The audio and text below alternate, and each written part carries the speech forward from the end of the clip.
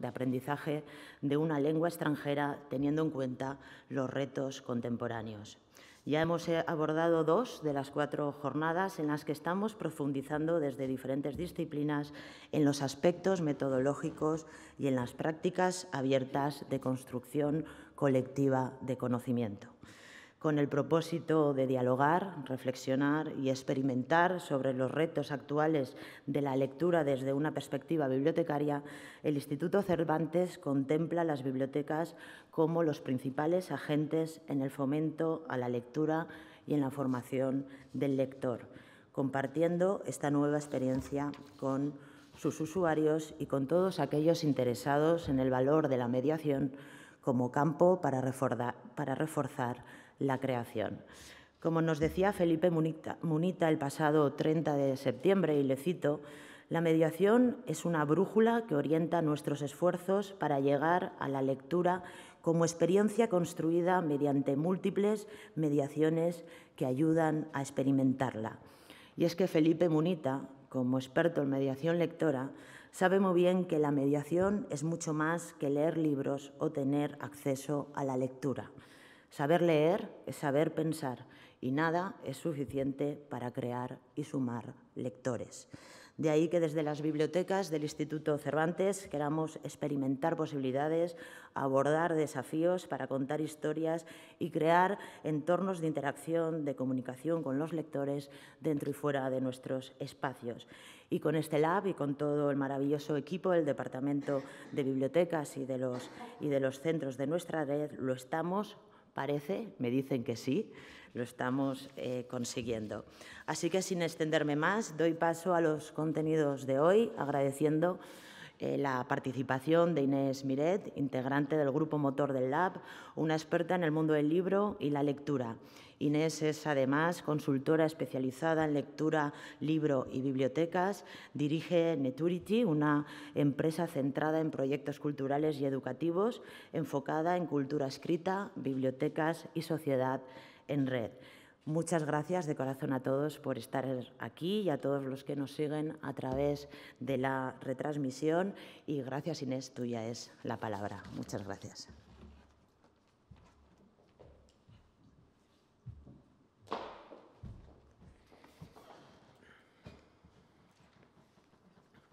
Bueno, en primer lugar, gracias al Instituto Cervantes por hacernos partícipe de este proyecto colectivo, colaborativo.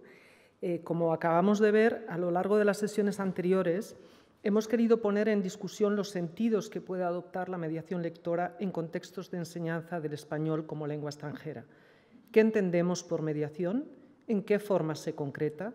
¿Cuál es el sentido de la mediación en la construcción de una sociedad lectora capaz de leer y de leerse? Si recordáis, el primer día, como se ha dicho, del laboratorio tuvimos oportunidad de compartir significados y reconstruir sentidos junto con Luis García Montero y Felipe Munita. En la segunda jornada quisimos acercarnos a las y los lectores, a los públicos de la mediación, quiénes son y qué hacen, de qué formas leen, en qué contextos y situaciones lo hacen, con quiénes comparten lo leído, qué relaciones se dan entre la práctica lectora y la escritura, o entre la lectura y la oralidad, o entre la lectura y otras prácticas culturales. Con las palabras de Freddy González y Agustina Cabrera, nos aproximamos al caso particular de la lectura como espacio de pertenencia para los jóvenes. En la sesión de hoy, la tercera de este laboratorio, queremos volver sobre la misión de este laboratorio, que también se acaba de citar, que no es otra que la de expandir los sentidos de la mediación lectora desde los objetos culturales con los que interactuamos en las prácticas de lectura contemporáneas. Las prácticas de alfabetización en la actualidad hacen referencia a la capacidad de leer y escribir distintos tipos de textos, signos, artefactos culturales, por medio de los cuales nos vinculamos con la sociedad. En un contexto en el que la lectura es una práctica social y cultural en transformación, en el que lo multimodal y lo diverso son rasgos definitorios, en el que la lectura lo es en todo tipo de soportes y de textos, escritos, visuales, sonoros, multimedia e interactivos, y se manifiesta hibridada con las prácticas de producción, ¿qué desafíos nos plantea a los mediadores la incorporación de estos otros objetos culturales más allá del libro? Carlos Scolari hablaba de cómo cada día se adhiere un nuevo término a la lectura y se preguntaba, ante las nuevas textualidades digitales, ante los cambios en las prácticas de producción, circulación e interpretación, ¿hay suficiente estabilidad para hablar de lo nuevo y sobre cómo impacta en las concepciones y las prácticas de lectura? ¿Qué rupturas, continuidades y discontinuidades se perciben? La inestabilidad del objeto textual y las interacciones múltiples de la palabra con las innovaciones tecnológicas, como veremos hoy, ¿qué significados y funciones nos propone atribuir a las prácticas lectoras de esta época?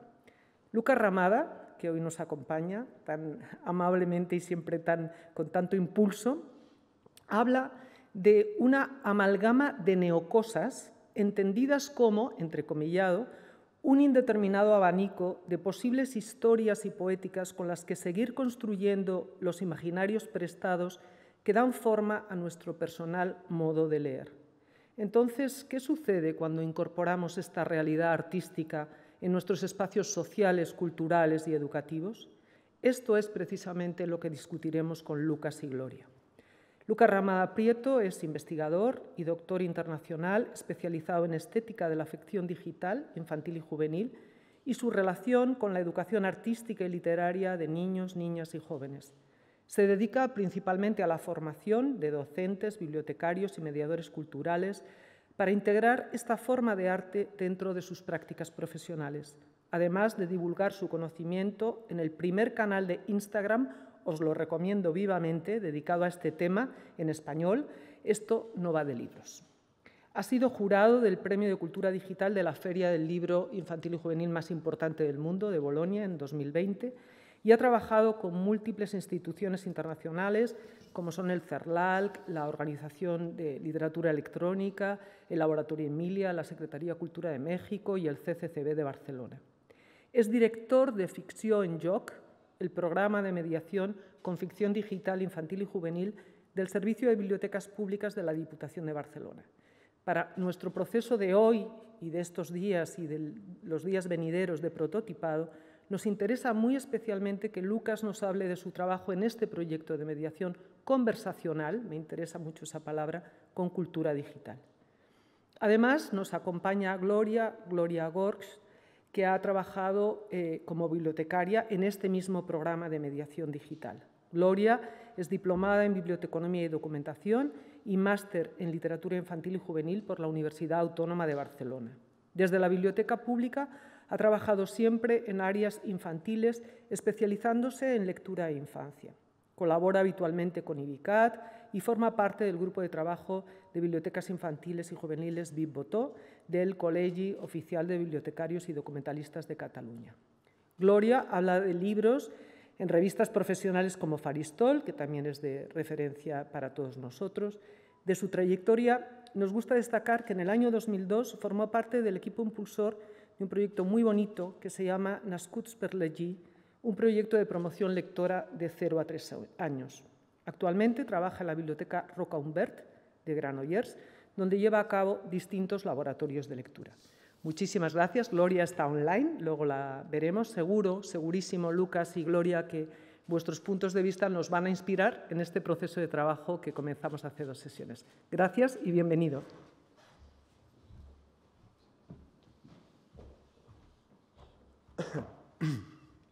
Bueno, buenos días a todas. Voy a abrir esto.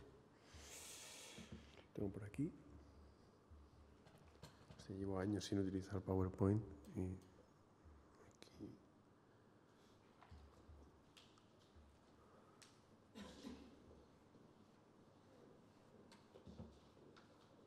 Aquí, ¿no? Ahí está.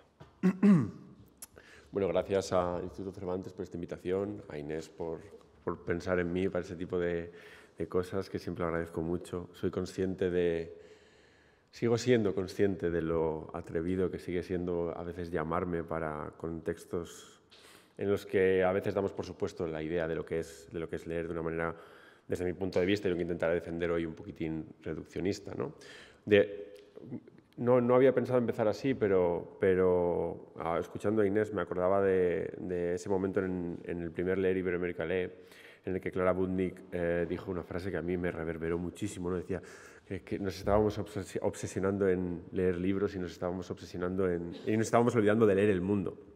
Y hacía referencia a quizás una mirada más bucólica sobre lo que es leer el mundo, ¿no? Y hablaba de entender qué significa el bamboleo de los árboles, y algo que yo encantado como norteño que soy, leer lo ecosistémico y lo natural es algo que ahora que vivo en Barcelona he hecho muchísimo de menos, pero a mí evidentemente me reverberó en otro sentido, me reverberó en darnos cuenta de qué significa leer el mundo en el que vivimos, el mundo contemporáneo, ¿no? Inés lo dejaba esbozado con su precisión habitual en 3 líneas, hablando de un mundo esencialmente multimodal, en una textualidad que ya ha dejado de ser esencialmente escrita, sino que va muchísimo más allá.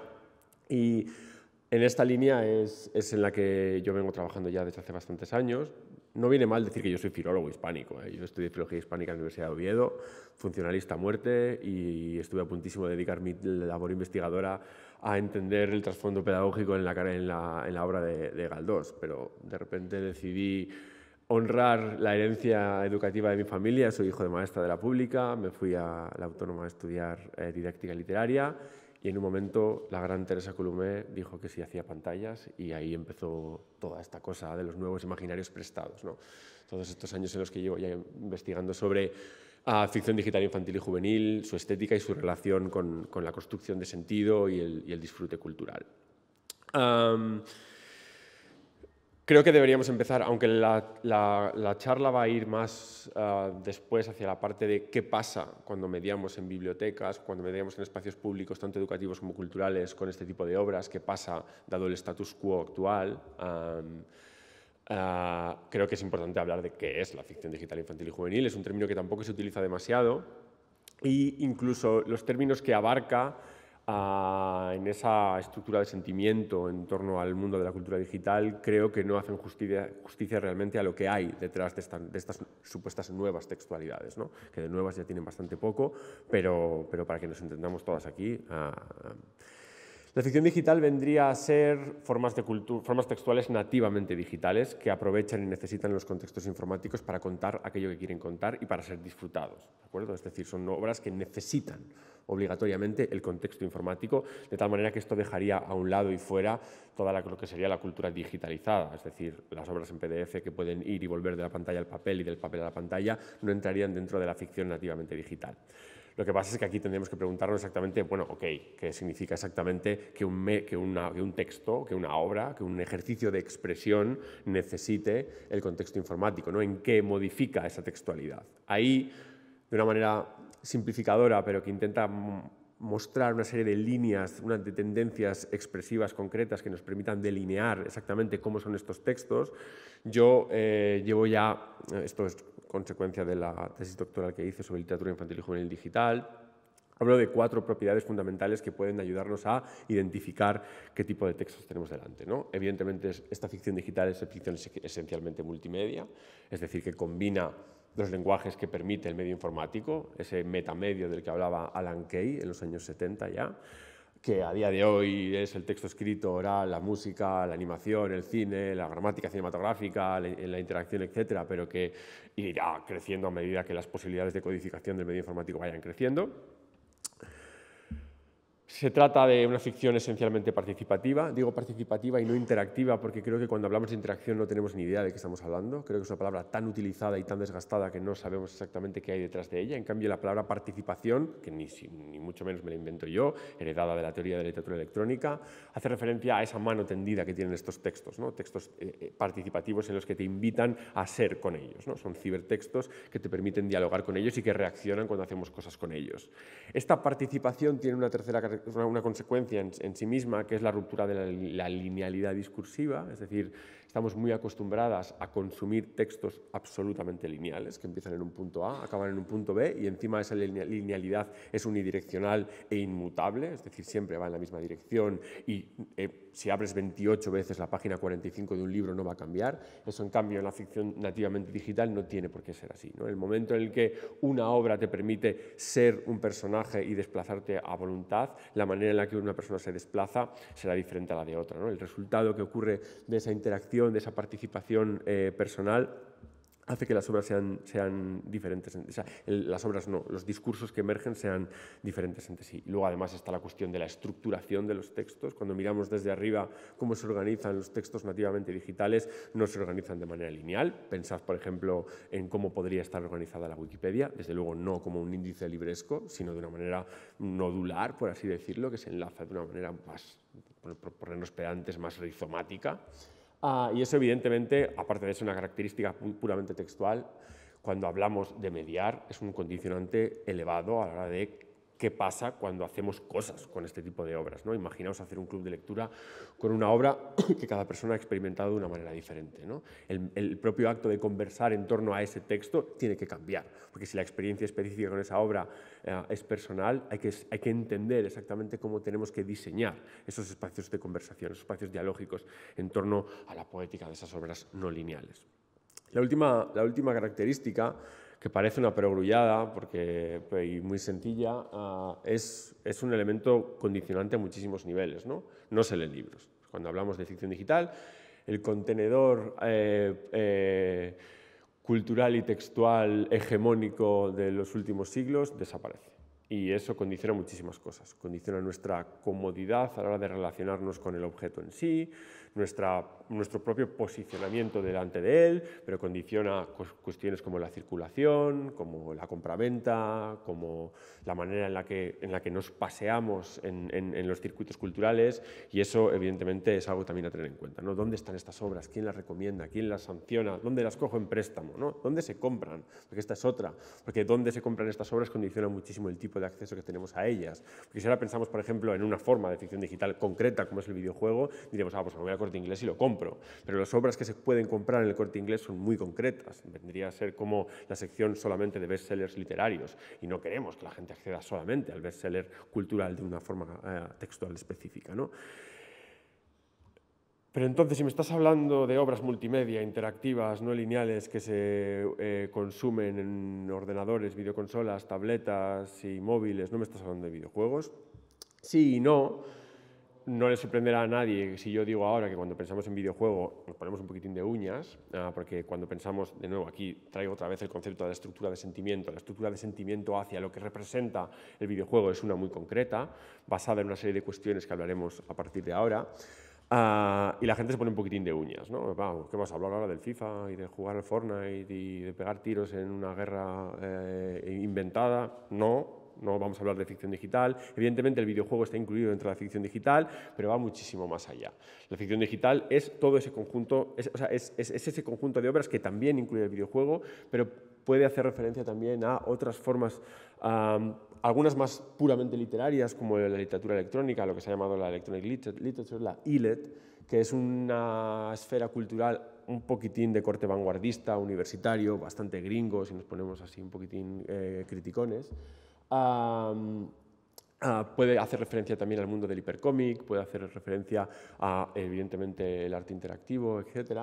De tal manera que es una forma de... Es crear una etiqueta que, precisamente por ser un paraguas y por ser ancha, ayuda un poquitín a expandir la mirada de cómo concebimos la cultura nativamente digital, ¿no? De intentar alejarla simplemente de, cuando pensamos en formas de ficción digital, vamos a pensar simplemente en videojuegos mainstream. No, va muchísimo más allá. Es una forma es una palabra que intenta construir mirada, que intenta construir prisma, ¿de acuerdo? Entonces, no son solo videojuegos, pero ¿por qué debería importarnos? Aquí tenemos una urgencia, y es este meme. Y es que la mediación cultural e institucional debería empezar a tener muy claro esto, si es que no lo tiene ya, que yo creo que no lo tiene, y cualquier mediación que tenga que ver con la cultura contemporánea tiene que tener en cuenta cómo son los ecosistemas de cultura contemporáneos.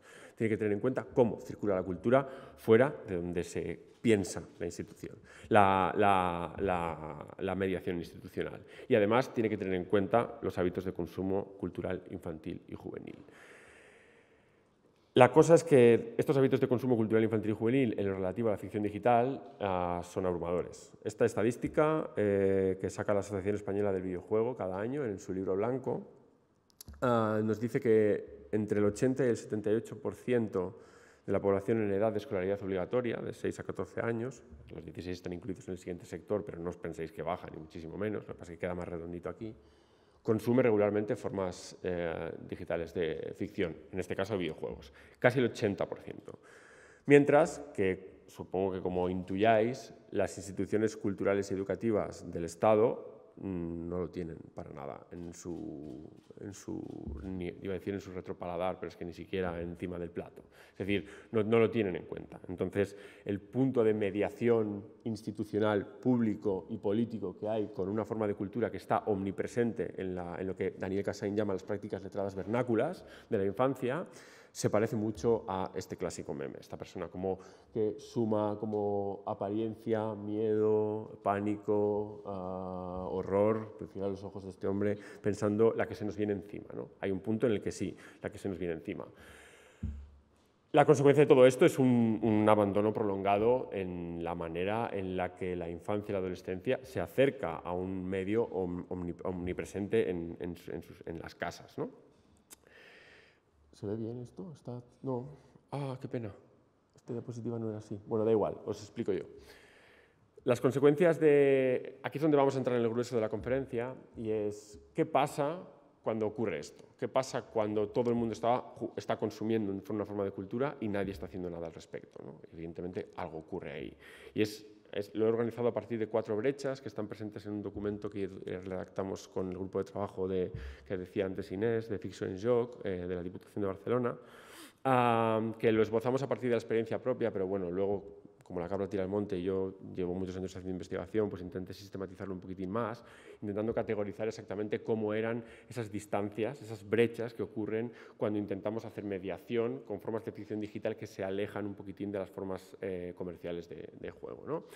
La primera de ellas es básicamente casi una brecha identitaria, y es que cuando se ponen delante de juegos que no son a los que normalmente juegan, sienten que no son sus juegos. Sienten que no es su forma que no pertenece a lo que ellos identifican como juego, ¿no? Y eso es un gran problema.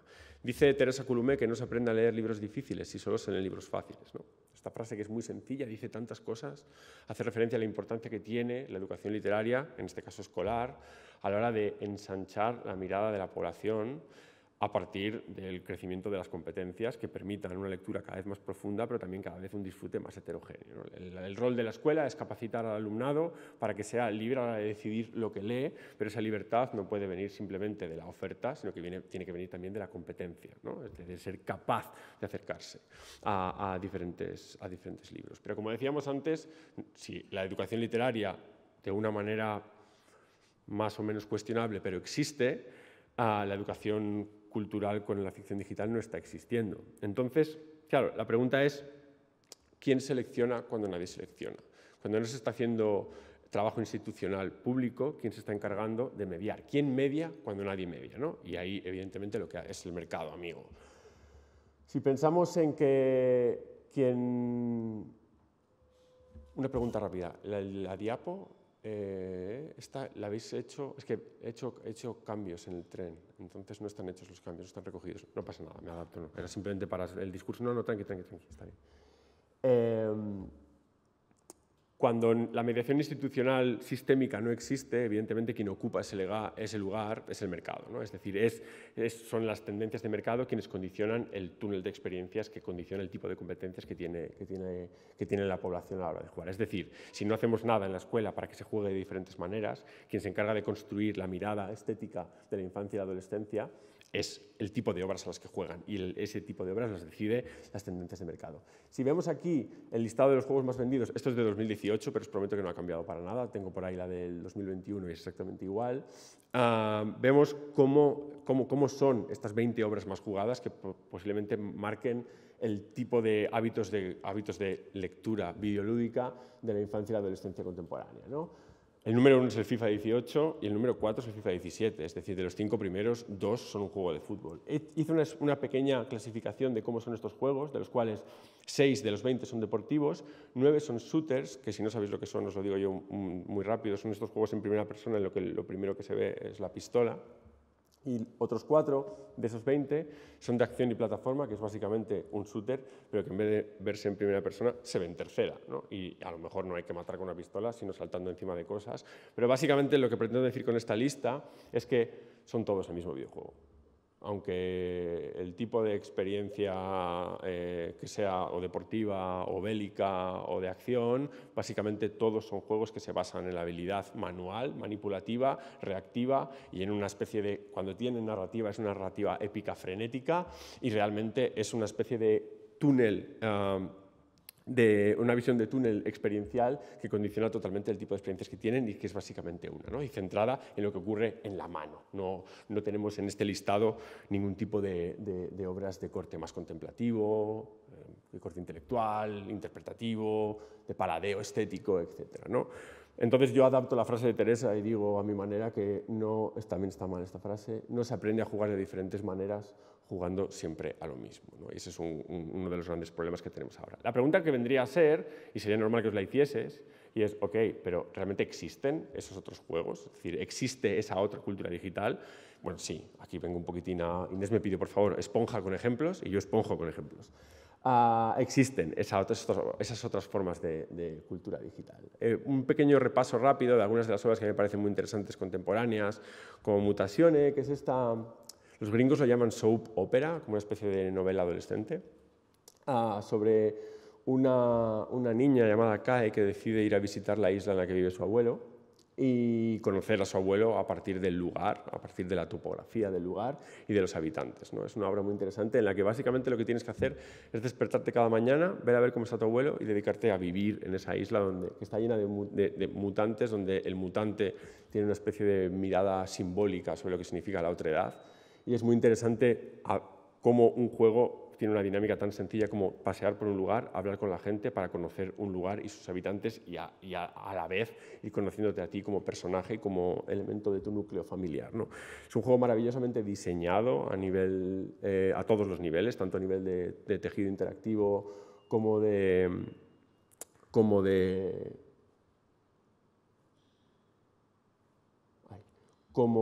en la capa visual, la capa musical.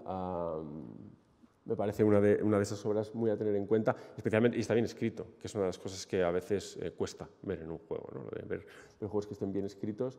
La diseñadora Hannah Nicklin hizo un maravilloso trabajo a la hora de la diseñadora narrativa de este juego, a la hora de escribirlo también. Paso al siguiente. El ordenador va un poco regu, ¿eh?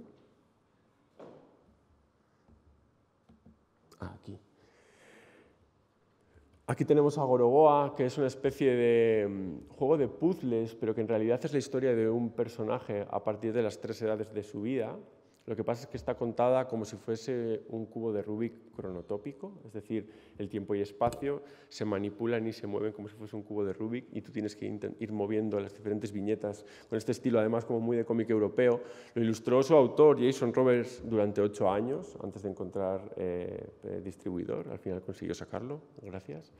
Y me parece una obra súper interesante precisamente por esto, ¿no? Por la manera en la que nos acerca a la historia de una persona, pero utilizando esa no linealidad de la que hablábamos antes de una manera estéticamente maravillosa, ¿no? Es muy interesante cómo tienes que manipular y mezclar las diferentes viñetas para, a su vez, penetrar y moverte de una manera un poquitín caótica por la vida de una persona sin un orden lineal establecido, ¿no? Entonces la manera en la que tú lees Gorogoa es esencialmente interpretativa, es decir, eres tú quien tiene que hacer las conexiones no solamente a nivel de puzzle, sino también a nivel de historia y de discurso, lo que le convierte en una obra especialmente interesante para trabajar la conversación con ella. Otra obra súper interesante es Lieve Oma. Esta es de las obras en las que la gente siempre te dice, pero ¿esto por qué es un juego, no? Es un juego sobre pasear con tu abuela por el bosque, recogiendo champiñones y hablando con ella, ¿no? Entonces, cuando el eje interactivo de la obra es coger champiñones sin más, la gente lo ve demasiado sencillo, pero el eje estético y poético de la obra no es, evidentemente, coger champiñones, sino hablar con tu abuela, porque resulta que el juego es un flashback. El juego en sí es un flashback de cuando eres más mayor y no puedes pasar con tu abuela y estás echando de menos a tu abuela. Entonces el acto de jugar paseando por el bosque mientras ambos van paseando es realmente el corazón poético y expresivo de la obra, ¿no? Claro, la cuestión es, ¿por qué esto es un juego? Porque damos por supuesto que los juegos tienen que tener retos, tienen que ser difíciles y se tienen que ganar, ¿no? Por así decirlo, cuando realmente no hay ninguna Biblia donde diga que esto es menos videojuego que el Fortnite o que el FIFA, ¿no? No deja de ser una obra que cumple todas las características de la ficción digital que hablábamos antes, por lo tanto tiene todo el derecho del mundo a ser un juego exactamente igual que los mainstream, ¿no? El autor se llama Florian Beltman. Hay otro juego muy interesante y muy breve, además, que yo utilizo en las sesiones de formación, que es este sobre ser una mosca, que también es muy interesante por aquello de que rompe la univocidad de los avatares del videojuego, ¿no? Siempre son marines fuertes. Siempre, no falla. Los videojuegos siempre son un pibe muy fuerte que pega tiros todo el rato o otro, no un marine o de otro lugar, pero un hombre muy fuerte que salva el mundo. En cambio, este juego va sobre ser una simple mosca, ¿no? Que asciende en un lugar que no sabe exactamente cuál es y en realidad, lo siento por el spoiler, pero aquí sí que me toca decirlo, en realidad está ascendiendo hacia una luz y la luz es una bombilla, ¿no? Es un juego de 8 minutos en los que a medida que vas ascendiendo la cámara se va alejando y van entrando en diferentes capas de sentido. Una de ellas es la música decimonónica de Edvard Grieg, el compositor noruego, que le da como una capa como muy trascendente, como que es, de hecho el fragmento es la muerte de Ase en concreto, de tal manera que empiezas siendo una simple mosca, pero empiezas pensando que la mosca tiene un valor espiritual más grande que cualquier cosa, ¿no? Porque acaba como apareciendo en un fondo estrellado increíble para al final darte el sopapo de que realmente esa luz no era nada y que es una bombilla y que se muere como cualquier otro personaje, ¿no? Es un juego muy interesante de 8 o 10 minutos que yo utilizo bastante para romper las perspectivas que tenemos en torno a la idea de juego. Voy para adelante porque no me están funcionando las diapos. No sé si... Dame un segundín.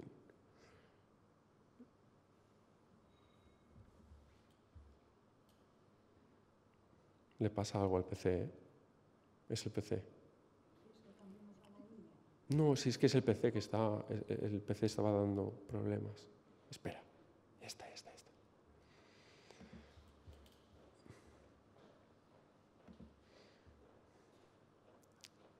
Es la tarjeta gráfica, pone, tío. Dice que es la tarjeta gráfica, pero ya está. No, pero eso sería el cable también. O algo por el estilo.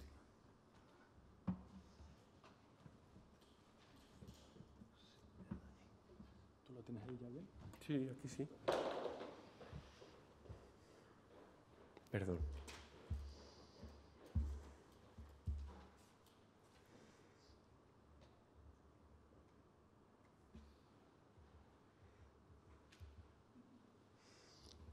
Mientras sale la imagen, os voy a hablar también de un juego muy interesante que se llama La parábola de Stanley. Supongo que todo el mundo aquí ha leído Niebla de Unamuno y que es una de mis novelas favoritas y no es que me considere especial por ello, porque es un novelón. Pero lo que tiene interesante Niebla es la idea esta del propio protagonista que mira a su propio narrador, ¿no? Y La parábola de Stanley realmente es un juego en el que eso es lo que ocurre. Tú eres un oficinista.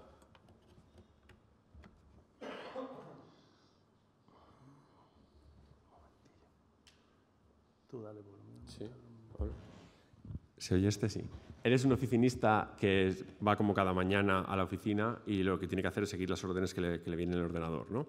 Lo que pasa es que ese día no hay órdenes en el ordenador y de repente tienes un narrador en tercera persona que te dice, bueno, no tenía órdenes, entonces Stanley decidió ir a la sala de reuniones a ver dónde estaban sus compañeros, ¿no? Entonces, la cosa de los videojuegos es que no va solo, el personaje no va solo, sino que eres tú quien tiene que llevarlo. Entonces, a medida que vas yendo hacia la sala de reuniones, el narrador te va diciendo lo que tú supuestamente estás haciendo, pero no solamente eso, sino lo que vas a hacer, hasta el momento en el que te encuentras en una habitación con 2 puertas y te dice, entonces Stanley decidió coger la puerta de la derecha, ¿no? Claro, si a ti te dicen que tienes que coger, si un narrador en tercera persona a quien acabas de conocer y no tienes por qué fiarte de él, te dice que cojas la puerta de la derecha y tienes 2 puertas, lo suyo, como la posición de lector rebelde que diría Graciela Montes, te obliga a coger la puerta de la izquierda, ¿no? Entonces, cuando coges la puerta de la izquierda, el juego diegéticamente se rompe, porque no has hecho caso de lo que el narrador acaba de decir que iba a ocurrir en esa obra, ¿no? Entonces, en ese momento el juego se rompe narrativamente, pero es donde empieza realmente el juego, porque todo el juego se trata de dialogar con tu narrador en tercera persona, ¿no? Es un juego meta en el que estamos todo el rato jugueteando y viendo cómo reacciona el narrador que tenemos por encima, que permite una reflexión muy interesante sobre los diferentes niveles diegéticos del videojuego, ¿no? Entonces es muy interesante. ¿Estás reiniciando? Vale.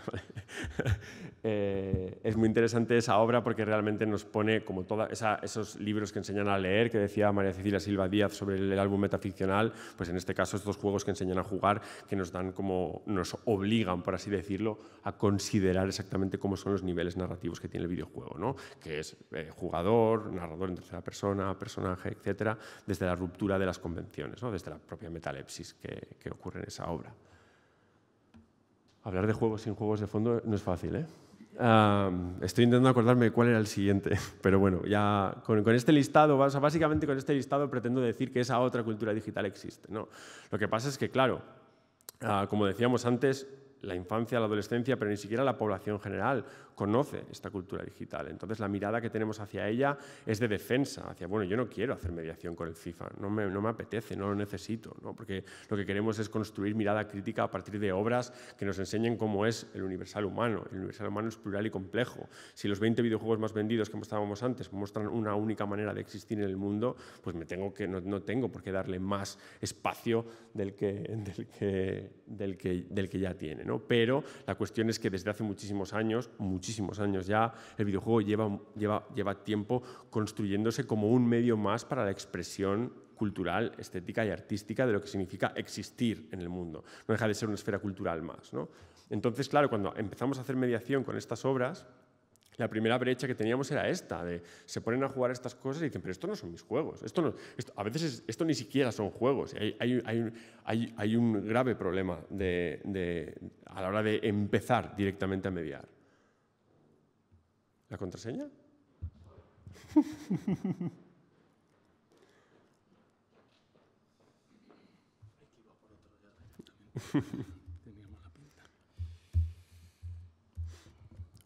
Una de las subconsecuencias que tiene la brecha cultural son las específicamente valorativas. Y una de ellas es lo que podríamos llamar la brecha estética, ¿no? Es decir, cuando están totalmente acostumbrados y acostumbradas a jugar a obras en los que la valoración de la calidad de lo que tienen delante a nivel estético-visual reside totalmente en el avance tecnológico, el hiperrealismo tecnológico, porque cuanto mejor es un juego es cuanto más se parece a la realidad, pues tenemos un problema de nuevo de valoración. En cuanto nos encontramos delante de obras que intentan tener representaciones no miméticas realistas de la realidad y que utilizan... Gracias. Y que utilizan...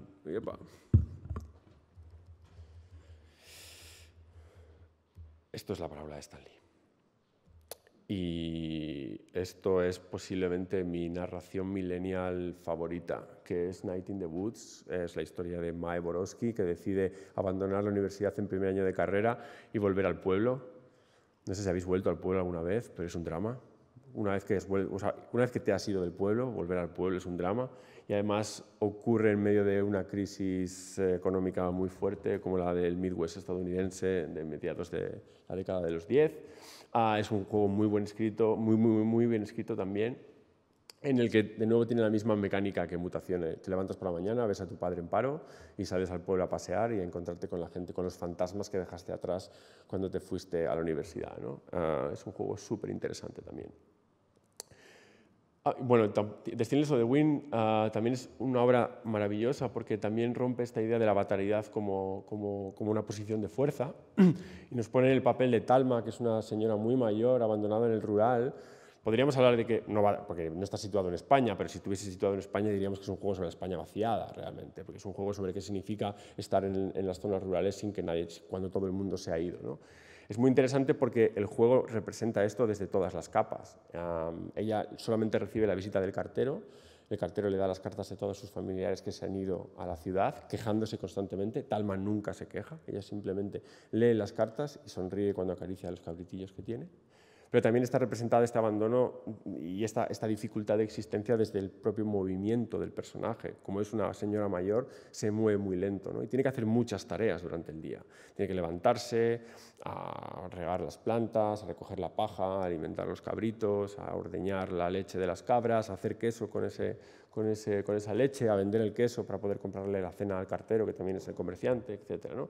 Entonces, el hecho de que tú tengas dificultades a la hora de mover al personaje hace que en algún momento rompas esta cadena de acciones, que no llegues a una de ellas. Y claro, si no tienes comida para las cabras no dan leche, si no dan leche no puedes hacer queso, si no puedes hacer queso no puedes venderlo, si no puedes venderlo no tienes dinero, si no tienes dinero no puedes cenar y te acabas muriendo, ¿no? Entonces es un poquitín un juego que te hace entender el abandono sistémico de la ruralidad de una manera bastante interesante, porque utiliza también el acto de penetrar en la ficción que tienen los juegos, ¿no? Ser ellos, ser dentro de ellos.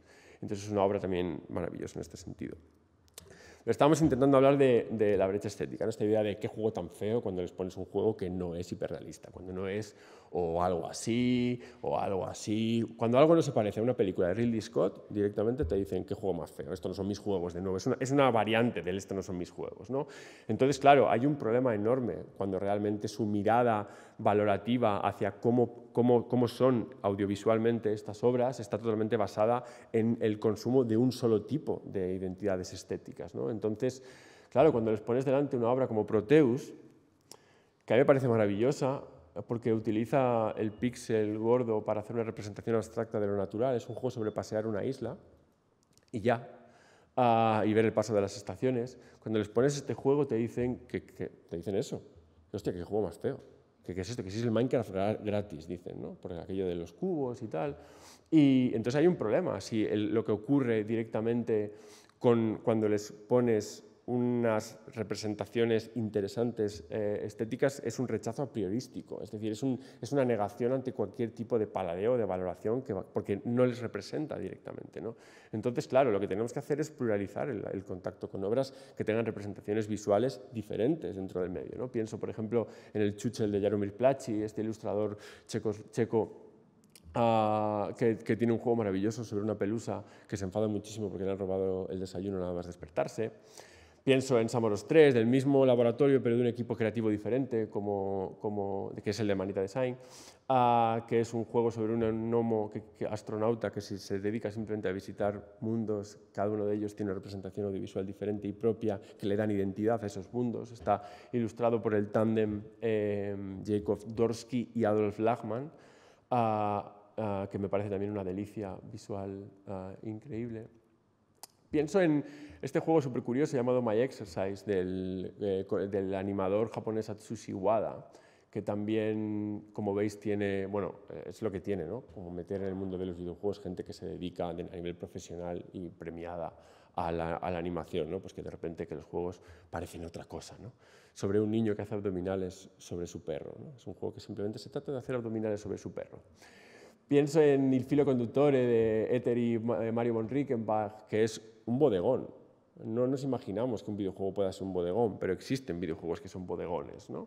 En el que básicamente lo que hacemos es tirar de esta palanquita para hacer evolucionar el bodegón de una manera totalmente surrealista. Pienso en Small Life, este juego de trabajo fin de grado de una gente asiática en el que representan un pequeño parque a tinta negra creo que es de Japón. Es muy interesante. Es una especie de Buscando a Wally, pero en el que realmente encontrar importa poco, lo que importa es vivir esos lugares representados a tinta negra. O, por ejemplo, como 0 grados norte, 0 grados oeste de Color Fiction, que es directamente un juego sobre pasear por diferentes representaciones estéticas abstractas, ¿no? Claro, le pones esto a los adolescentes y bueno, pues está muy lejos. O sea, su zona de desarrollo próximo está a millones de kilómetros de distancia de ser capaces de disfrutar una propuesta como esta, ¿no? Ya sé que esto ocurre en otras esferas culturales, pero el hecho de que no tengamos ningún espacio específicamente pensado para ensanchar el paladar videolúdico lo hace muchísimo más grave. La otra subconsecuencia de la brecha cultural es qué pasa no ya cuando nos fijamos en cómo perciben lo audiovisual, sino cuando nos fijamos en sus manos, ¿no? Cuando se ponen delante de estas obras, cuando se ponen delante de los juegos, están acostumbrados a hacer esto. Esto es el niño estándar jugando, ¿eh? Porque la mayoría de los juegos, como hemos visto antes, están totalmente basados en lo que ocurre a nivel reactivo, acelerado en la pantalla, ¿no? No hay más que ver, pones GIFs de videojuegos y todos son algo así, ¿no? Qué bueno soy con los mandos. Y de hecho, cuando hago formación, una de las cosas que me dicen muchas veces es que soy malo jugando videojuegos. Digo, ¿qué significa ser malo jugando videojuegos, ¿no? Es como si redujésemos la experiencia estética con un libro al mero paso de páginas, ¿no? No, o sea, para ser bueno o malo jugando videojuegos hay un espectro competencial y de capacidades que hacen falta que van más allá de cómo eres de hábil pulsando botones para derrotar monstruos, porque los videojuegos no son solo eso. El problema es que estamos demasiado acostumbradas a entenderlos desde esa mirada, ¿no? Entonces, claro, cuando les pones delante de un juego como Orchids to Dusk, Orquídeas al atardecer, en el que básicamente se trata de asumir que vas a morir en 5 minutos, y ya está, el juego dura 5 minutos, Y tienes dos opciones, una de ellas es intentar salir, como hacen siempre, porque ellos no se niegan a aceptar que van a morir. En un juego, eso no puede ser. Un juego no puede dar por supuesto que vas a perderlo, porque los juegos todo el mundo sabe que se ganan, se baten. Entonces el juego te da dos opciones, una es intentar salir de ese planeta en el que acabas de caer y otra es asumir la muerte, ¿no? Cuando asumes la muerte te quitas el casco. La cosa es que cuando intentas luchar y acabas como derrotado por el juego, dejas detrás de ti un mero cadáver, que es el que vemos ahí delante. En cambio, cuando asumes la muerte y decides quitarte tú el propio casco, lo que dejas detrás de ti es un oasis de naturaleza, ¿no? De tal manera que cuando vuelves a jugar al juego vas viendo los resultados de las otras personas que han jugado, has visto toda la gente que ha decidido luchar y toda la gente que ha decidido dejar detrás de sí, posiblemente en una segunda partida, que es la cuestión, ¿no? Muchísimas veces intentamos, nosotras mismas, nos metemos en un juego y no contemplamos la posibilidad de que el objetivo del juego sea asumir que todos vamos a morir y que lo mejor es dejar detrás de nosotros un poco más de luz, ¿no? Eso que decía Kubrick sobre la importancia de la cultura, ¿no? Entonces, claro, cuando les pones delante de estos, dicen, ¿pero qué tengo que hacer? No me está diciendo el juego lo que tengo que hacer, ¿no? Tranqui, paladea, mira, contempla e intenta entender la textualidad que tienes delante y eso queda como muy lejos de sus capacidades, ¿no? Por no hablar de esto, del bodegón de antes, que lo único que tienen que hacer es pulsar una palanqueta y ver simplemente cómo va evolucionando ese bodegón de una manera cada vez más loca, ¿no?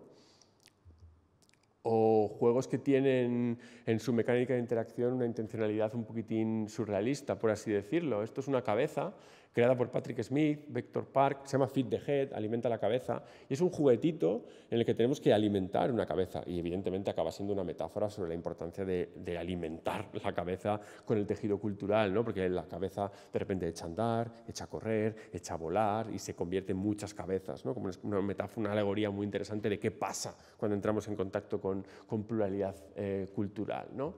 O el que decíamos antes, del niño que hace abdominales sobre el perro. Claro, no entienden que un videojuego simplemente sea hacer abdominales sobre un perro. Y es que directamente lo que tienes que hacer es tocar la pantalla para hacer un abdominal ante un perro. Y es que realmente la acción interactiva de un juego como My Exercise se parece más al mero paso de páginas que a los delirios de grandeza que normalmente tiene la interacción en los videojuegos, ¿no? Y lo que pasa es que a medida que vamos haciendo abdominales van apareciendo personajes, ¿no? En este juego muy de literatura infantil de la confirmación y la sorpresa constantemente, ¿no? Tengo una anécdota muy interesante con esta obra y es que en un club de juego que hice hace poco en Tarrasa decidieron motu propio empezar a jugarlo haciendo abdominales. Entonces cada vez que hacían un abdominal todos iban haciendo abdominales mientras iban jugando, ¿no? Y me pareció muy interesante porque a veces pensamos, no, es que no lo van a entender, ¿no? No van a entender. O sea, pongo a chavales de 10, 11 años a jugar a esto y van a salir corriendo, ¿no? Y de repente me separé de mí mismo y les vi a todos ellos disfrutando de esta obra de Atsushi Wada con un componente estético vanguardista desafiante absoluto ante las convenciones del medio y me pareció eso, ¿no? Que a veces damos por supuesto demasiado las cosas que ocurren. Es cierto que llevaba una semana trabajando con ellos y eso ayudó bastante a que entrasen con ello, ¿no? O incluso hay veces que les cuesta juguetear, que me parece muy extraño, ¿no? Como incluso le niegan al videojuego su capacidad juguetesca que tiene. Panoramical es un juego sobre... No empieces a fallarme. Panoramical es un juego sobre... Bueno, no se ve, da igual. Sobre manipular escenarios audiovisualmente. Entonces, cuando manipulas el escenario audiovisual, manipulas la capa sonora. Entonces, y va acorde una cosa con otra. Y básicamente se trata de eso. Hay diferentes pistas con diferentes representaciones visuales y simplemente te pones delante del ordenador y dejas y jugueteas con la música y al juguetear con la música jugueteas con los escenarios, ¿no? Y les cuesta mucho porque no hay alguien diciéndoles, en este juego tienes que matar a este, tienes que ganar a este equipo, tienes que tal. Entonces, cuando no tienen informaciones explícitas sobre cómo proceder, se bloquean, no sé qué tengo que hacer. Es un gran problema. Y ya no os voy a decir cuando hablamos de los juegos pasivos. Esto ya es como la pirueta máxima, ¿no? The Geography es un juego básicamente sobre ver... Esto es una tendencia, el videojuego pasivo, el videojuego que se construye a partir de la negación de la interactividad, ¿no? Juegos como Geography, que básicamente lo que haces es ver cómo evoluciona esta montaña. De vez en cuando tocas un poco la pantalla y la pista de música cambia un poco, ¿no? O juegos como Mountain, que es un simulador de montaña, de David O'Reilly. Y es tal cual, ¿eh? ¿Qué hace una montaña? Pues no hace nada, la montaña es. Entonces tú cada día abres el teléfono para ver la montaña y de vez en cuando le cae una cosa a la montaña, pero no tienes nada más que hacer en esa montaña, ¿no? Entonces, claro, la percepción que tienen sobre los videojuegos está totalmente alejada de cosas así, pero yo quiero que un canijo o un canija tenga la posibilidad en un futuro. No pretendo que toda la población disfrute de ser una montaña, no, porque igual que no pretendo que todo el mundo acabe disfrutando del Ulises de Joyce, no pretendemos eso cuando hacemos educación literaria. Pero algo estamos haciendo mal porque ahora mismo es imposible que prácticamente nadie sea capaz de disfrutar un juego como Mountain, ¿no? por lo que no estamos haciendo. El choque es demasiado grande. Y uno de los problemas que tenemos es la última brecha, que es la brecha de autoridad, que es que cuando nos ponemos a hacer mediación con ficción digital, su respuesta es: ¿pero quién coño eres tú para hablarme de videojuegos? ¿Pero qué has hecho? ¿Pero dónde has estado en los últimos 50 años? ¿No? Y eso es un gran problema, porque no tenemos autoritas en el sentido retórico de la palabra, no tenemos ethos, no tenemos entidad para recomendar, y eso es un grave problema. Porque incluso las acciones que se están haciendo a nivel institucional, local, etcétera, tienden más a la espectacularidad de un día hicimos una cosa con videojuegos, ¿no? Así no se construye autoridad en el buen sentido de la palabra. Para eso hace falta longitudinalidad, hace falta compromiso, hace falta construirte tú una identidad propia como consumidor o consumidora de juegos para poder proponer nuevas formas de mediar. No nos imaginamos mediar con literatura sin ser lector. Por tanto, no podemos mediar con ficción digital sin ser consumidoras o intérpretes críticas de ficción digital, ¿no? Tenemos que dejar de dar por supuesto qué hacen con pantallas y transformar la mirada hacia la pregunta, preguntar, dialogar con la infancia y la adolescencia, qué juegan para entender. Y esto sí que es constructivismo de primero, ¿eh? O sea, no podemos llevar a nadie a ningún sitio si no sabemos en qué lugar está. Y para eso hay que preguntar de manera real, de manera activa. Hay que querer saber exactamente a qué y cómo están jugando y a qué cosas para poder plantearles alternativas, ¿no? Entonces, claro, ¿y cómo se hace todo esto, ¿no? ¿Qué podemos hacer con todo esto a nivel de revertir esta situación? Es lo mismo que hacíamos. Lo que pasa es que en vez de con literatura, hacerlo con la cultura digital. Lo primero de todo, formar al personal. No, todo, hacedme caso. O sea, tú puedes tener 250.000 euros en recursos materiales que no sirve para nada si no tienes el personal preparado para ello. Y esto al final es tan sencillo como esto, hay que formar al personal. Hay que preparar al personal que está en posiciones de mediación para que sepa qué hacer con todo esto. Prepararlos a nivel profundo, longitudinal y real. No esta conferencia, es que decir algo más, no esta, sino no cualquiera. No una conferencia, sino programas de formación continuado que capaciten al personal para saber qué hacer con los recursos que tiene y para poder anticiparse a cuando tenga más recursos. Ahora, por lo visto, llega una cantidad de pasta increíble de los fondos europeos tecnológicos pospandémicos. No saben qué hacer. Yo me dedico a la formación docente, a la formación bibliotecaria, y no saben qué hacer. Y a veces es muchísimo más útil tener un mediador, una mediadora preparada con un ordenador que va a manivela que 25... ¿Tú sabéis la cantidad de pantallas interactivas que he visto utilizadas como parasol en las ventanas para que no entre la luz de fuera? Así, ¿eh? Entonces, claro, hay que formar al personal. Hay que formar al personal para que sepan qué hacer con estas obras. Hay que convertir a las bibliotecas en ágoras de contacto con la pluralidad del medio. Es decir, la biblioteca es lo que es un ágora cultural. Y si uno de los problemas que tenemos es que la percepción que se tiene del medio es unívoca, es una sola, es el videojuego comercial, tendremos que utilizar las bibliotecas para que sean lugares de encuentro con las oportunidades estéticas que tiene el medio. Entonces, ¿quiere decir esto que no tenemos que poner el FIFA en la biblioteca? Bueno, igual sí hay que ponerlo, pero no hay que poner solo el FIFA. No hay que utilizar las bibliotecas como lugares de perpetuación de las dinámicas de consumo que ya existen fuera, que es algo que realmente está ocurriendo, ¿no? Si nos vamos a la tienda del barrio, compramos los juegos más conocidos, los ponemos en las bibliotecas y ya no. Hay que intentar tener un proyecto culturalizante dentro de la biblioteca, y para eso hay que ver cuáles son los déficits, hay que intentar como complementar, hay que convertir a las bibliotecas en lugares donde se perciba que los juegos también son de todo lo que yo he hablado aquí hoy. Esos juegos con una cantidad de representaciones audiovisuales enormes, unos juegos con una capacidad de utilizar la interacción a nivel simbólico y alegórico brutal, todo eso, unos juegos que narran la intimidad y no los delirios de grandeza turbocapitalistas o las fantasías de poder bélicas, que los juegos son todo eso, y las bibliotecas, qué mejor lugar que las bibliotecas para que sean un lugar de contacto con todo esto, ¿no? Hay que tejer la ficción digital y el videojuego con el resto de formas de cultura. Es mucho más fácil hacer mediación y educación cultural cuando hacemos comparativismo, es decir, cuando ponemos en relación las formas de cultura con el resto de formas de cultura que le rodean, relacionar los videojuegos con el cine, con la literatura, con el arte visual, con otras formas de conocimiento, etc., ¿no? Es fundamental tejer el videojuego que vive aislado de la cultura, la ficción total del presente, relacionarla con que no es tan especial el videojuego, no deja de ser una forma más de representación del universal humano, y para eso tenemos que activamente tejerlo con el resto de formas. Entonces, básicamente esto se trata de no poner al videojuego en un lugar aislado, sino integrarlo dentro de la dinámica ecosistémica cultural del espacio bibliotecario, ¿no? Esto queda muy pedante, romper la univocidad identitaria desde el diálogo intersubjetivo. La cuestión es, ¿creen que jugar es una sola cosa, que todos juegan igual y que lo que ellos juegan es la manera auténtica de jugar? ¿Cómo rompemos eso? Dialogando. Es lo que decía Inés antes, me interesa mucho la palabra de diálogo, de mediación conversacional. Es muy interesante cómo se rompe la percepción de lo que ellos creen que significa jugar cuando hablan entre ellos de cómo juegan. Entonces, no se trata simplemente de ofrecer acceso, sino de detonar situaciones de conversación y diálogo para que se den cuenta de esa puesta en diálogo de las intersubjetividades que dice María Emilia López, ¿no? Que cuando hablamos sobre la cultura, que nos damos cuenta no solamente de que el mundo, de que ancha es Castilla, ¿no? Sino también de cómo somos nosotras mismas y que quizás nos vemos a nosotras en los demás a partir de la conversación, vemos los textos desde diferentes lugares, complejizamos nuestra percepción de los textos al escuchar a otros y a otras hablar de ellos. Entonces, esa forma de mediar a partir del diálogo me parece fundamental si queremos romper esa mirada, esa visión de túnel que tenemos con el medio del videojuego, ¿no? Entonces no se trata simplemente de aquí pongo un videojuego para que se juegue, por muy bonito que sea el videojuego, no.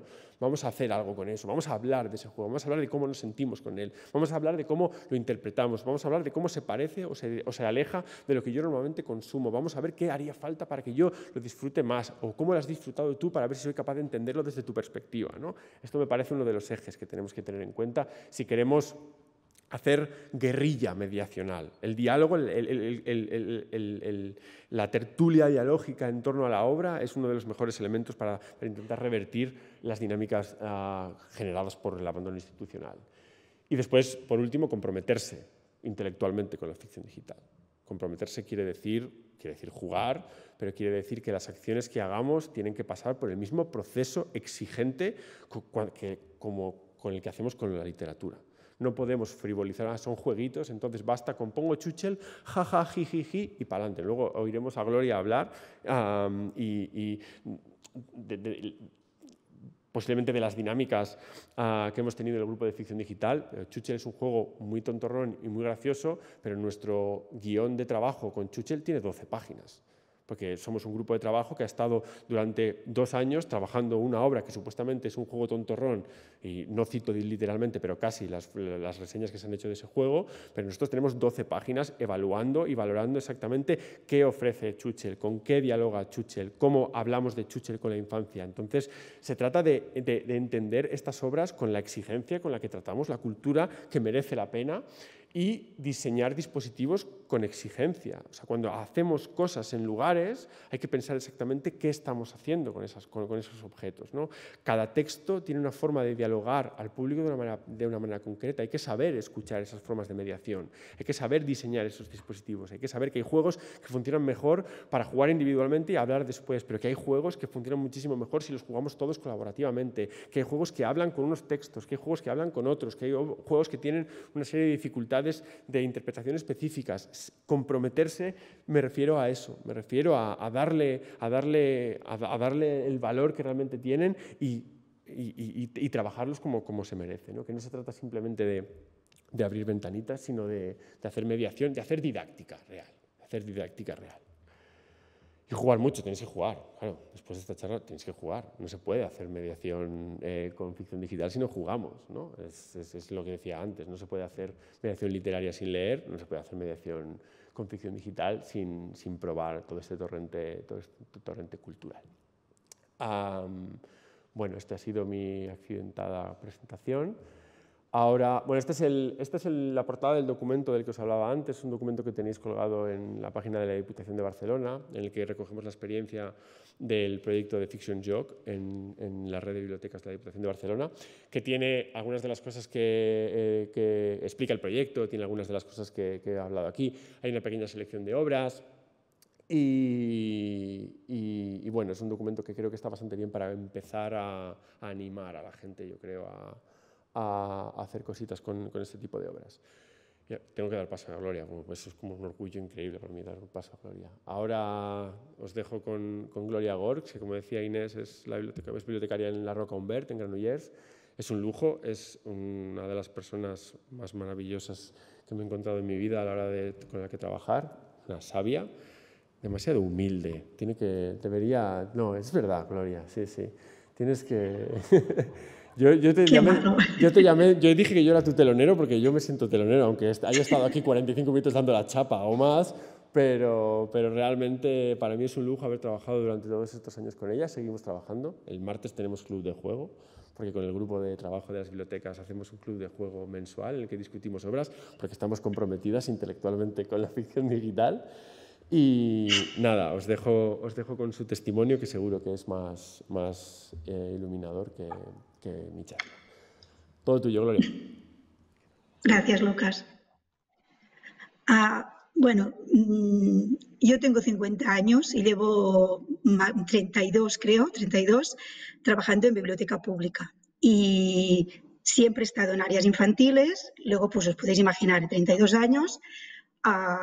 Yo tenía mi red de contactos, he leído mucho, continúo leyendo, sé las editoriales que debo seguir, sé dónde encontrar novedades, tengo mis librerías de referencia, los autores, ¿no?, que voy siguiendo, participo en clubes de lectura, tengo los compañeros con los que discutimos, ¿no?, cuando encontramos un libro interesante, cómo haremos el club de lectura. Bueno, la sensación, ¿no?, hasta hace poquito era que yo tenía cierto dominio del corpus documental, ¿no?, literario o de ficción con los chavales con que trabajo, ¿no?, niños y jóvenes en algunas ocasiones. Luego, Diputación nos da la oportunidad de entrar en este proyecto de Fiction Jog y nos trae a Lucas para hacer la charla inicial. Y nada, en 5 minutos Lucas pues me hace explotar mi chiringuito, mi zona de confort, porque me doy cuenta que nada de dominio del corpus documental. Estamos dando la espalda, ¿no?, a todo un consumo cultural que por prejuicios o por lo que sea, o por desconocimiento, porque nos da miedo, pues hemos estado obviando, ¿no?, mirando hacia otro lado. Aunque en las bibliotecas, en las salas infantiles, hace tiempo que tenemos chavales jugando, pero nos parecía un poco como un estorbo, ¿no?, una cosa un perder el tiempo, y todo por este desconocimiento, este prejuicio, ¿no? He intentado hacer un poco como los 5 pasos por los que pasé cuando decidimos que el videojuego tenía que entrar en la biblioteca. Primero, la importancia de este cambio de mirada, ¿no?, de romper estos prejuicios y, sobre todo, conocer la gran variedad y riqueza que existen en este mundo, ¿no? Porque, como decía Lucas, para mí era entrar a la game y comprar el Pokémon que me pide mi hijo, pero no me había planteado en ningún momento que pudieran entrar, ¿no?, en una biblioteca. O sea, era algo que a mí me quedaba como muy lejos. El segundo punto importantísimo que ha dicho Lucas también, la formación. O sea, ¿cómo voy a mediar yo algo que desconozco totalmente? O sea, no sé cómo se lee, ¿no?, o cómo se juega un videojuego, no sé cómo usar los mandos, no sé cómo entrar en una plataforma, no sé qué plataformas hay, no sé cómo se compra un videojuego, cómo pretendo yo ponerme a mediar esto delante de unos chicos que me llevan años luz jugando, ¿no? Luego, una vez hemos entrado en el proyecto, hemos aprendido también que saben mucho, pero saben mucho de según qué, ¿no?, que ya sí que podemos enseñarles muchas cosas o jugar distinto, pero de entrada, ¿con qué, no? ¿Con qué pretensión me pongo yo delante de ellos a hablarles de videojuegos, ¿no?, cuando no tengo ni la más remota idea, ¿no? Aquí en este punto ha sido súper importante todo el acompañamiento de Lucas y sobre todo el hecho de trabajar en comunidad. Éramos 13 bibliotecas que hemos trabajado juntos, una parte teórica, pero luego cada vez intentando, ¿no? Llevando a la biblioteca y montando estas pequeñas actividades, estos itinerarios de juego y siempre acompañados, ¿no? con otras bibliotecas que también hacen este juego, comparándolos y preparando sobre todo los guiones, que es lo que decía Lucas. Todo el tema del guión, que quizás eso es interesante que os lo cuente, porque en este grupo de 13 bibliotecas creo que ha sido muy interesante que había personas que veníamos del mundo de la literatura infantil y unos cuantos otros bibliotecarios que tenían un perfil más tecnológico, ¿no? Más tecnológico o que ya eran jugadores o que conocen más del mundo del videojuego. Luego creo que aquí hemos hecho, ¿no? Como una mezcla muy interesante, porque a mí, por ejemplo, cuando Lucas, hablando de las conversaciones literarias, pues habló del libro de Aidan Chambers, ¿no? Del Dime, yo pensaba, bueno, esto me lo conozco, ¿no? Esto sé de qué va, ¿no?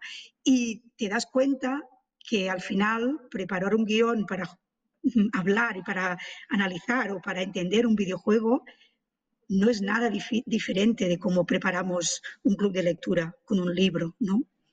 Y de algún modo esto lo he ido viendo porque bueno, estarán las plataformas, estarán, ¿no? otras empresas que no son editoriales o no, cambiará un poco la nomenclatura, ¿no? de todo este mundo, pero al final es muy parecido, ¿no? a lo que haremos con los libros, ¿no? Y para poder escoger los mejores libros para el club de literatura, pues los leemos, pues para poder escoger los mejores juegos, pues habrá que jugarlos, ¿no? O sea que al final no ha sido tan diferente de lo que ya llevamos haciendo, ¿no? Bueno, continúo. El tercer punto de todo este proceso que hemos hecho, yo creo que ha sido el de explicar el proyecto al equipo. Esto también me parecía interesante porque cuando aterrizas, ¿no? este proyecto en la biblioteca, tú llegas, ¿no? con todo el discurso que has aprendido trabajando con Lucas, pero en el equipo también te encuentras personas que como tú tenían estos prejuicios, ¿no? delante del videojuego, y luego otros que son jugadores quizás o que les parece bien que entre el videojuego, pero no acaban de entender esto de que tengas que preparar un guión y una conversación literaria, ¿no? O sea, que a ver si estaremos intelectualizando demasiado el hecho de jugar, ¿no? Dejémoslo jugar y ya está, ¿no? Y aquí un poco es el trabajo que hemos tenido, ¿no? Tanto yo como los dos compañeros que trabajan en el proyecto conmigo en nuestra biblioteca, de hacer entender que no se trata solo de acercar estos juegos, ¿no? y de tener este espacio y este tiempo para que jueguen, sino que lo que decía Lucas, que no se aprende, ¿no? No se aprende a leer libros difíciles jugando juegos fáciles, pues un poco esta idea, ¿no? Esta necesidad de preparar estas secciones y de trabajar mucho el guión. Luego, el cuarto punto, que bueno, que pues quizás es el más feo y el más complicado, es la batalla de conseguir todo el equipo tecnológico que necesitamos en la biblioteca, ¿no? para llevar a cabo estos proyectos. Nosotros en un inicio Diputación pues, nos ha ayudado, hemos utilizado pues, los ordenadores que ya teníamos, pero lo importante es que a la biblioteca, de la misma manera que tú tienes un presupuesto para comprar libros o un presupuesto para comprar mobiliario, pues que si entramos en este tipo de proyectos, pues tiene que haber, ¿no? una partida para la ficción digital, ¿no? Y luego el 5, que sería ya la puesta en marcha del proyecto, al final es la que me ha parecido más fácil. Y además diría que ha ayudado a desencallar todas las otras cosas, porque una vez hemos empezado el proyecto, Los equipos informáticos hemos empezado con los que teníamos, pero ha quedado claro que se necesitan más y los vamos a conseguir, ¿no? Hemos conseguido partida para auriculares, para mandos y vamos a comprar tablets o lo que se necesite, ¿no? Pero esto ha ayudado, el mismo proyecto en sí, también ha ayudado a convencer a los compañeros que quizás no lo veían muy claro, ¿no? Porque realmente es que a la que empiezas el proyecto es un proyecto de éxito seguro, porque tienes el público ya ha ganado.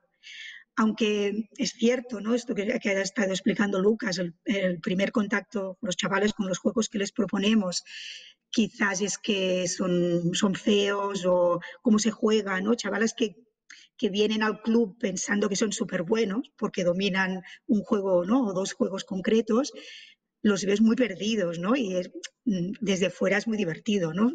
Ves cómo están mirando al del lado intentando entender qué le está pidiendo este juego, ¿no? O quién le está robando la cereza a Chuchel, ¿no? Todas estas, ¿no? Este tipo distinto de juego, ¿no? Esta estética que les sorprende. Pero esto se supera rápidamente. Son juegos que enseguida acaban entrando. En nuestra biblioteca, somos 2 bibliotecas en la misma población, hemos optado por hacer finalmente, hemos pasado por distintos itinerarios. Lucas nos ha hecho pasar por itinerario juvenil, finalmente nos hemos centrado en el itinerario infantil, pero sí que combinamos las sesiones infantiles con sesiones familiares.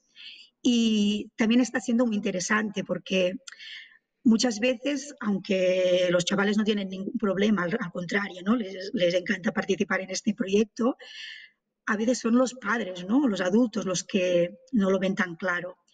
Y el proyecto nos ha servido para que ellos vean, ¿no? Como puerta de entrada a veces, porque hay padres que no les dejan jugar quizás a videojuegos, pero el hecho de que sea la biblioteca que los programe les da con cierta tranquilidad o cierta seguridad, ¿no? Y eso ha servido un poco de puerta de entrada. También ha sido curioso padres que traían a los chavales pensando que les íbamos a hacer un lavado de cerebro de que los videojuegos eran el demonio, ¿no? Y al final han acabado entendiendo que no iba por aquí la cosa, ¿no? Pero que en general ha sido un gran descubrimiento. Estamos justo empezando, continuamos formándonos y continúa siendo muy importante ese trabajo conjunto de preparar los guiones, porque continuamos trabajando con las otras bibliotecas. Cada vez que proponemos un juego nuevo, entre todos vamos haciendo crecer, ¿no? Este guión que nos servirá para seguir la conversación. Y luego también esto que comentaba Lucas del club de lectura, ¿no? Una vez al mes o cada 2 meses nos encontramos para hablar de la experiencia que hemos tenido jugando individualmente con un videojuego, ¿no? Como si hubiéramos leído un libro. Y bueno, muy interesante. El martes tenemos la sesión de Insight, que yo tengo muchas cosas que decir y tengo muchas ganas de explicarle a Lucas cómo ha sido mi experiencia. Y nada más, no sé si os interesa alguna cosa en concreto, pues podemos acabar de hablarlo, si tenéis alguna pregunta.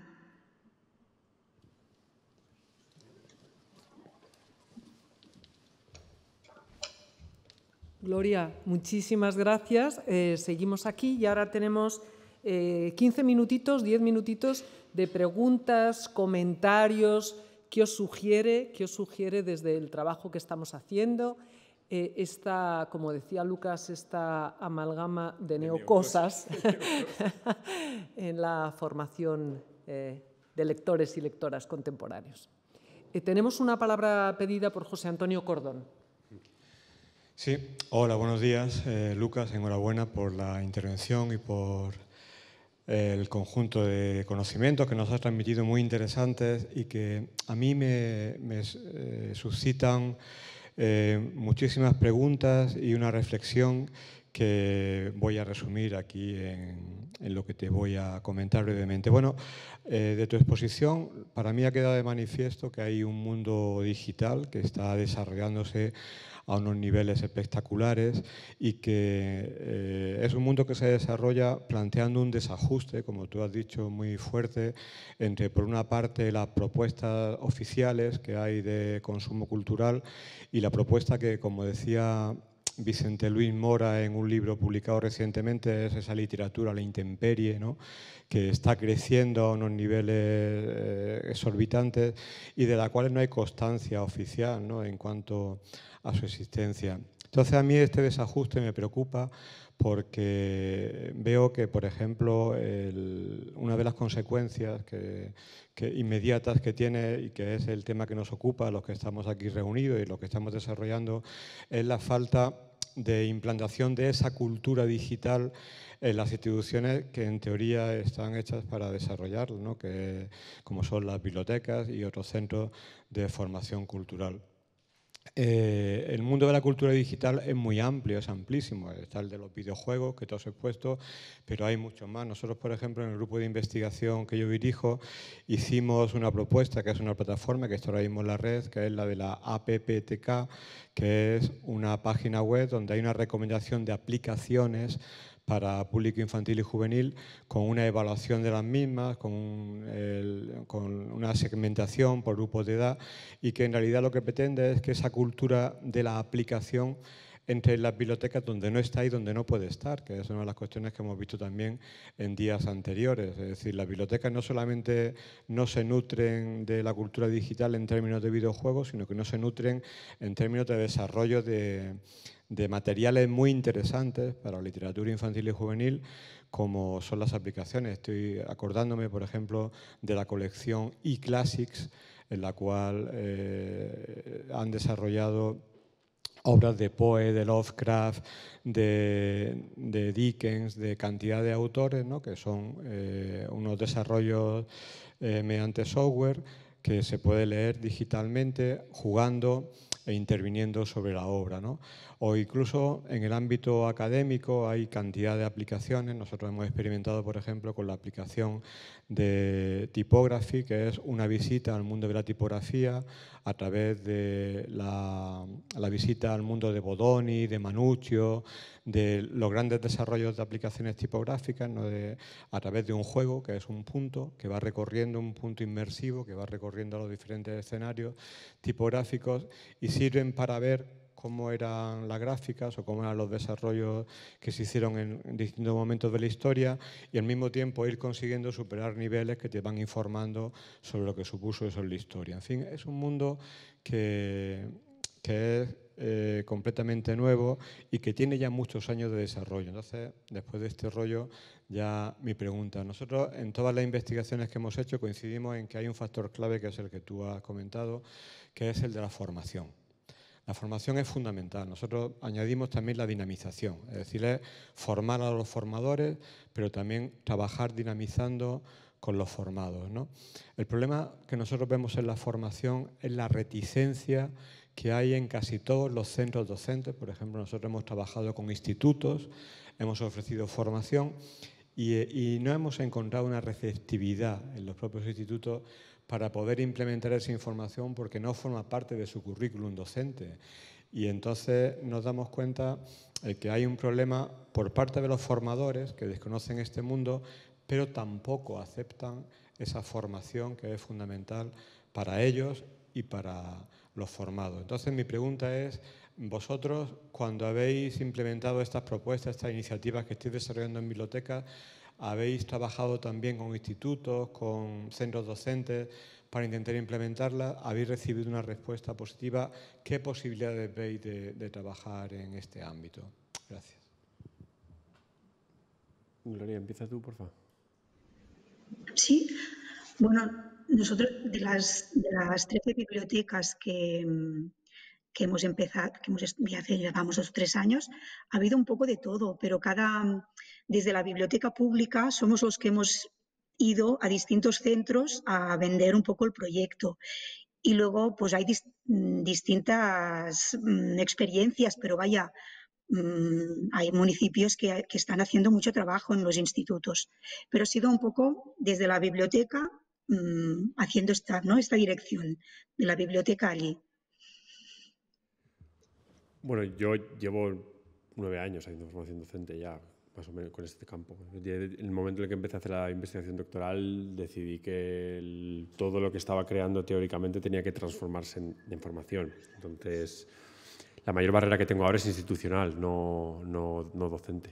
Esa es la dificultad de que los CPRs, CRPs, CSIRes, CEFIRes, CRIFs, llamarlos como quieras, entiendan la necesidad de convocar cursos de formación y que esos cursos no sean bullets, no sean setas, sino que sean espacios de aprendizaje continuados. A mí la mayoría de los espacios más dignos de formación docente que he tenido han sido motivados precisamente por la insistencia del personal docente específico. Eso ya pasa siempre, ¿no? Hay un docente concreto y el motivado, pero que de repente desde el centro es capaz de convencer y cada vez que se convocan los cursos de formación docente que yo hago, se sold out, ¿eh? No hay...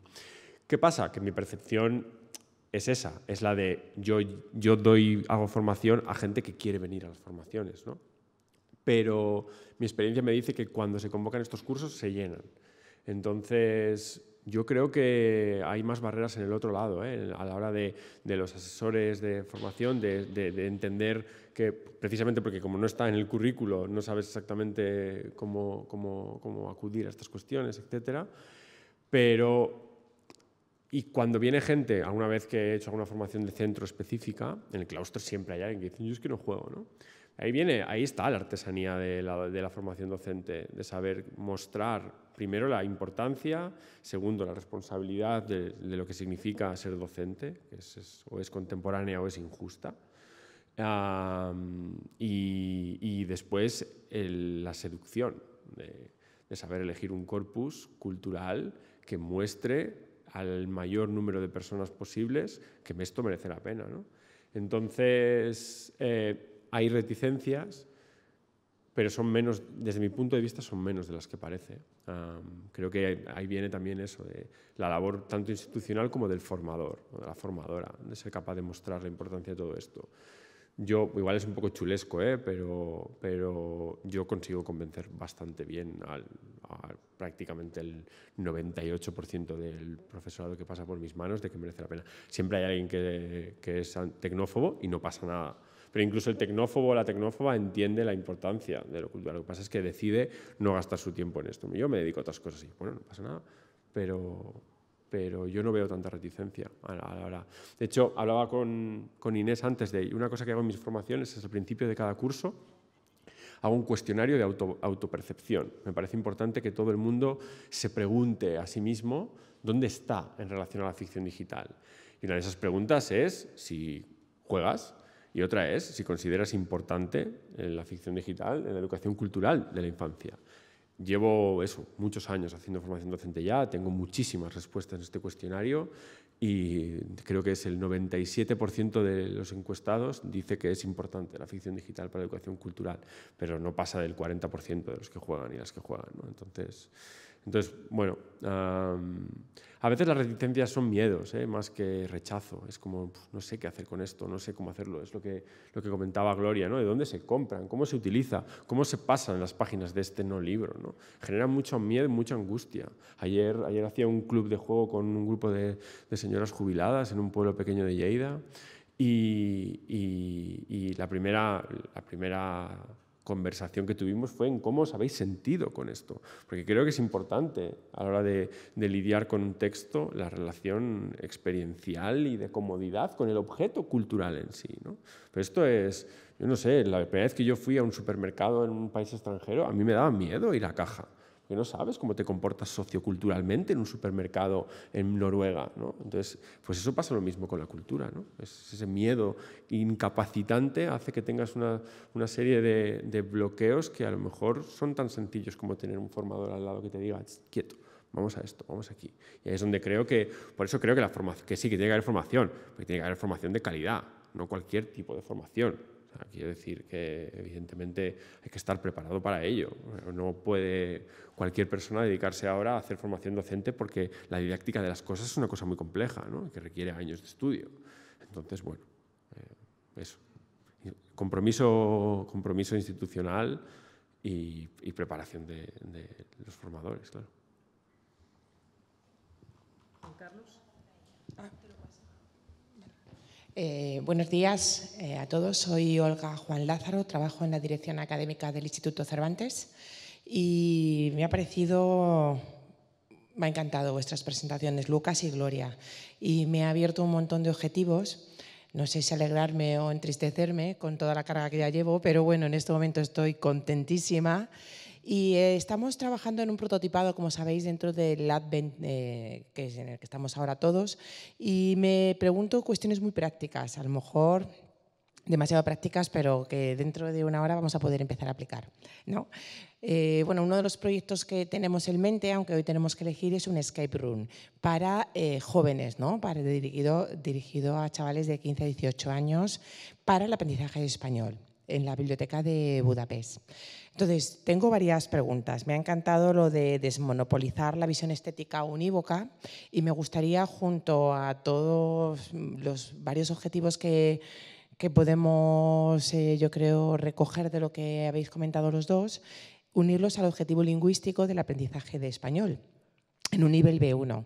En ese sentido, me gustaría si nos podríais recomendar 3, 4 juegos con los que empezar, ¿no? De los que nos has dicho, pues para ver si se pueden, bueno, podemos trabajar con ellos también dentro de este escape room en uno de esos rincones que dibujemos, por ejemplo, si es este el proyecto, o otros que podamos integrar. Entonces me gustaría ese objetivo lingüístico, tanto de, ¿no? de ellos que comprendan, que escuchen, como de que produzcan.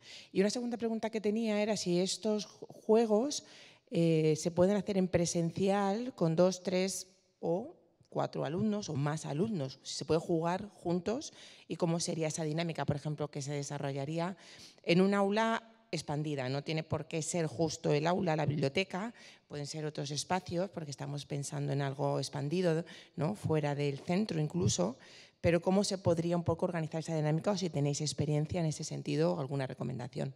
Muchas gracias. Gloria, puedes, o sea, Sí. si hablas tú de las dinámicas de juego colectivo, creo que desde la experiencia puede quedar mejor. Sí, bueno, no sé si lo he entendido, lo de la segunda pregunta que decías, ¿no? De si puedes jugar 3 o 4 a la vez. Nosotros organizamos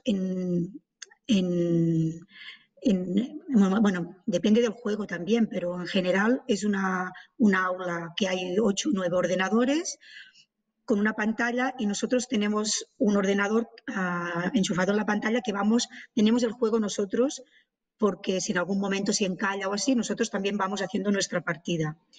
Y los chavales van jugando ellos, empezamos todos a la vez y se va creando, van hablando entre ellos y se van ayudando y les vamos ayudando nosotros y si en algún momento hace falta, pues miramos todos en la pantalla. O sea que juegan individualmente, pero estamos jugando todos a la vez al mismo juego, ¿no?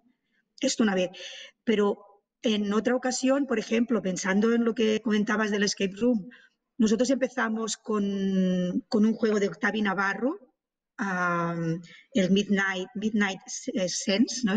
Lucas te lo dirá mejor, que a mí me parece un juego muy interesante porque todo el juego es muy narrativo y son como unos 20 minutos en verdad el juego.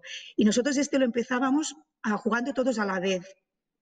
O sea, poniendo el juego en una pantalla, en un ordenador, y uno de ellos, del grupo, o iban pasando distintos, es el que movía. Es un juego que no hay mucha jugabilidad, es más narrativo, pero al final es un juego, no sé si recordáis esta serie, ¿no? De la dimensión desconocida, ¿no? Zoiling Zone. Bueno, yo hablo fatal, esto Lucas os lo dirá mejor. Pero al final es un poco como de terror, ¿no? Un poco qué ha pasado esta noche, ¿no? ¿Qué he visto estos muertos? ¿De dónde salen? ¿No? Y es un juego que hemos hecho en estos 20 minutos, hemos generado un montón de conversación a partir de este juego, ¿no? Intentando ¿no? saber qué ha pasado, ¿no? Argumentalmente, pero luego relacionándolo con otros referentes de películas de terror, otras novelas, incluso la estética de este juego, ¿no? Porque es como pixelar de los años 80, ¿no? O sea, es un juego muy corto, pero que puede ser el inicio de todo un proyecto. Interesante porque cuando pensamos en el sistema de comunicación textual del videojuego, nos pasa lo mismo que con la brecha actitudinal que hablábamos antes. Luego tamizamos todo por el mando. O sea, ¿este juego para cuántas personas es? Ok, ¿cuántos mandos hay? Hay 4, para 4 personas. ¿Cuántos mandos hay? 1, para una persona. Cuando realmente eso no es así necesariamente. El acto de jugar con no tiene por qué ser simétrico, es decir, no tengo que hacer lo mismo que la otra persona para definirme como jugador de ese juego con esa otra persona. ¿Qué quiero decir con esto? Que el acto del que hablaba Gloria, de nos ponemos un pantallón gigante, un ordenador y jugamos todo un grupo de 15, 20 personas a un juego narrativo colectivamente, también el texto en sí lo permite, por cómo está diseñado. Hay juegos que esto lo hacen muy difícil, por lo que sea, porque la relación con el avatar se construye desde una perspectiva íntima que hace que haga falta que sea la relación 1 a 1 y que cuando ves a alguien jugar de una manera en la que tú no jugarías te pones un poquitín nervioso y entonces el grupo se descompensa. Cuando hablaba antes de comprometernos intelectualmente en el diseño de dispositivos, también hablaba de esto, de me pongo delante de la obra y la pienso a nivel de mediación, de cómo la pongo en disposición dentro de un espacio público, ¿no? Eso también requiere como entender cómo hablan estas obras. Pero hay muchísimas obras que funcionan muchísimo mejor desde este 1-4, 1-5, 1-6, ¿no? Un juego, 6 personas jugándolo a la vez, y porque permiten eso, esa conversación en torno a lo que está pasando, en la cosa que tienen a veces los juegos, los puzzles estos, ¿no? Cómo los gestionamos, cómo hablamos de ellos, que los puzzles de un juego son texto del juego, y hablar sobre resolución de un puzzle es hablar sobre interpretación y construcción de sentido con esa propia obra, ¿no? Entonces, eso, hay muchísimos juegos que permiten este tipo de dinámicas muy interesantes. Entiendo que cuando preguntabas juegos, hablabas en los que la lengua española esté explícita, ¿no? Que es uno de los grandes problemas, y ya ni te cuento en la lengua catalana, que es un Cristo del copón. Pero en castellano también hay problemas, pero hay cosas que se pueden utilizar. En cuanto a como escalera de niveles, me parece muy interesante, igual Gloria está de acuerdo conmigo, Ord, porque es una aventura textual que se construye a partir de una sola palabra. Es decir, es una palabra, otra palabra, y luego te da 2 opciones para que elijas una de las 2. Una de esas 2 palabras que eliges da como consecuencia un nuevo segmento de la narración que tú estás construyendo, ¿no? Entonces, ¿qué pasa? Que es muy interesante no solamente el tener que entender la palabra que tienes delante, sino exactamente en qué se va a transformar y cómo la preintuyes a partir de lo siguiente. Es decir, te obliga a pensar no solamente en la palabra en sí, sino en las posibles connotaciones que pueda tener dentro de un contexto narrativo específico. Es decir, le da como una dimensión polisémica a la palabra que está muy guay para trabajar lo idiomático, ¿no? Entonces, Ord es muy guay porque pocas palabras, pero puede generar una conversación muy interesante a partir de ello. De los que hablaba Gloria me parece que también funcionan muy bien porque están traducidos al castellano. Es la obra de Octavi Navarro, que es un creador independiente de Barcelona, que tiene lo que él llama microaventuras gráficas, que son aventuras gráficas de 20-25 minutos, de las cuales tiene traducidas al español 3, que es el Midnight Scenes 1, escenas de medianoche, es Midnight Scenes 2 y The Librarian, la bibliotecaria.